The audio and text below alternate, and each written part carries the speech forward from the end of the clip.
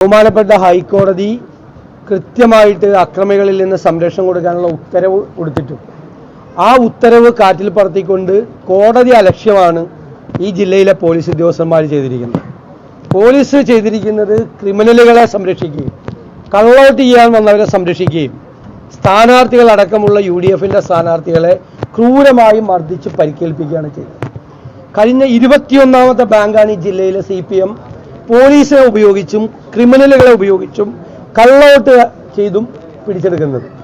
ഈ അടൂർ നിയോജക മണ്ഡലത്തിൽ മാത്രം ഇത് 5ാമത്തെ ബാങ്കാണ് ചെയ്യുന്നത്. 5ാമത്തെ ബാങ്കാണ് ചെയ്യുന്നത്. CPM ജില്ലാ സെക്രട്ടറിയുടെ നേതൃത്വത്തിൽ ഒരു ക്രിമിനൽ സംഘം കള്ളവോട്ട് ചെയ്യാൻ സ്ഥിരം പരിശീലിപ്പിച്ച് 100-300 ആളുകളെ വിടുകയാണ്. അവർ വന്ന് 10-15 വോട്ട് ചെയ്യുകയാണ്. തിരുവല്ല ഈസ്റ്റ് കോഓപ്പറേറ്റീവ് ബാങ്കിലടക്കമുള്ള നിരവധി ബാങ്കുകളിൽ, നിരവധി UDF ബാങ്കുകളിൽ ഒരിക്കലും CPMനോ LDFനോ ജയിക്കാൻ കഴിയാത്ത ബാങ്കുകളിൽ യഥാർത്ഥത്തിൽ ഫ്രീ ആൻഡ് ഫെയർ ഇലക്ഷൻ നടന്നാൽ വലിയ ഭൂരിപക്ഷത്തിന് 2000-3000 വോട്ടിന് UDF സ്ഥാനാർത്ഥികൾ ജയിക്കുന്ന സ്ഥലത്ത് ഈ അക്രമികളെ, ക്രിമിനലുകളെ കൊണ്ടുവന്ന് കള്ളവോട്ട് ചെയ്യിപ്പിച്ച് ഇവിടെ കള്ളവോട്ട് ചെയ്യാൻ പോകുന്നവരുടെ പടമാണിത്. സ്ഥിരമായി എല്ലാ സ്ഥലങ്ങളിലും കള്ളവോട്ട് ചെയ്യാൻ പോകുന്നവരുടെ ഫോട്ടോയാണ് ഇതെല്ലാം.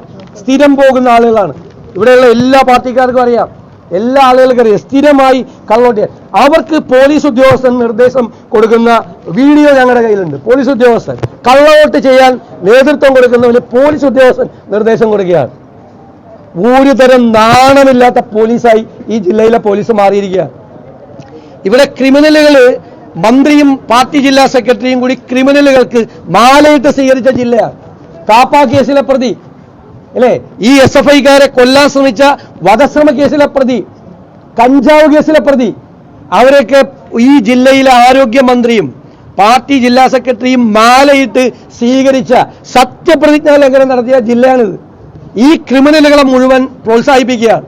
എന്നിട്ട് ഈ മന്ത്രിയുടെ കൂടെയും അതുപോലെ തന്നെ ജില്ലാ സെക്രട്ടറിയുടെ കൂടെയും നിന്ന ഈ കേസിലെ പ്രതികളെ, ഒളിവിലുള്ള പ്രതികളെ അറസ്റ്റ് ചെയ്യാൻ പോലും ഇവിടുത്തെ പോലീസിനെ പറ്റിയില്ല.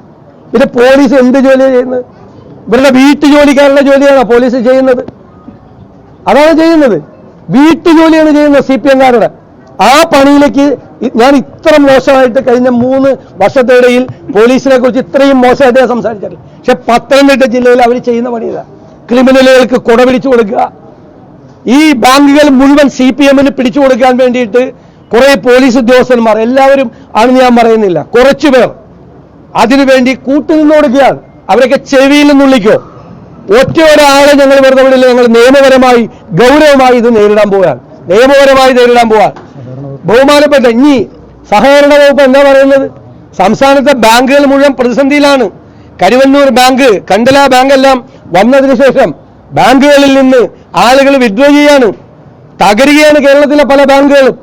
ഞങ്ങൾ അതിന്റെ കൂടെ കൂടാതെ കേരളത്തിലെ സഹകരണ രംഗം തകരാതിരിക്കാൻ, ബാങ്കുകൾ തകരാതിരിക്കാൻ ഞങ്ങൾ കൂടെ നിന്ന് ഗവൺമെന്റിന്റെ ഒരുമിച്ച് നിൽക്കണമെന്നാണ് പറഞ്ഞത്. ഈ തോന്നിവാസം കാണിച്ചിട്ടാണ് ഒരുമിച്ച് നിൽക്കാൻ പറയുന്നത്. ഇത് എന്തൊരു അസംബന്ധമാണ് കാണിക്കുന്നത്? ഗുണ്ടകളെ ഉപയോഗിച്ച്, പോലീസിനെ ഉപയോഗിച്ച് ജനാധിപത്യ വിരുദ്ധമായി ഈ ബാങ്കുകൾ പിടിച്ചെടുത്തിട്ട് ഇനി ഒരുമിച്ച് നിൽക്കലുമില്ല, സഹകരണ രംഗത്തുമില്ല. ഞങ്ങളത് പിൻവലിക്കുകയാണ്.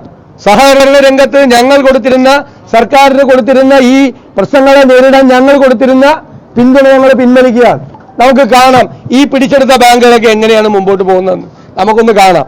ഞങ്ങൾക്കുണ്ട്, ഞങ്ങളും തീരുമാനിക്കുന്നുണ്ട് ഈ ബാങ്കുകളിലൊക്കെ, ഈ പിടിച്ചെടുത്ത ബാങ്കുകളിലൊക്കെ എന്തായിരിക്കും സമീപനം എന്ന് ഞങ്ങളോട് ആലോചിക്കാൻ പോവാം. അങ്ങനെ പിടിച്ചെടുത്ത് ബാങ്ക് ഭരിക്കാമെന്ന് ഒരാളും ധരിക്കണ്ട, ഒരു പാർട്ടി നേതാവും ധരിക്കണ്ട, ഒരു മന്ത്രിയും ധരിക്കണ്ട, ഒരാളും ധരിക്കണ്ട. ഈ ബാങ്കുകളൊക്കെ എങ്ങനെ മുമ്പോട്ട് പോകുമെന്ന് ഞങ്ങളിവിടെ ഒന്ന് ആലോചിക്കും. ഞങ്ങളിവിടെ ഇങ്ങനെ പിടിച്ചെടുത്തു കഴിഞ്ഞാൽ എന്ത് പരസ്യമായിട്ടല്ലേ നിയമത്തെ വെല്ലുവിളിക്കുന്നത്, ഹൈക്കോടതി വിധിയെ വെല്ലുവിളിക്കുന്നത്?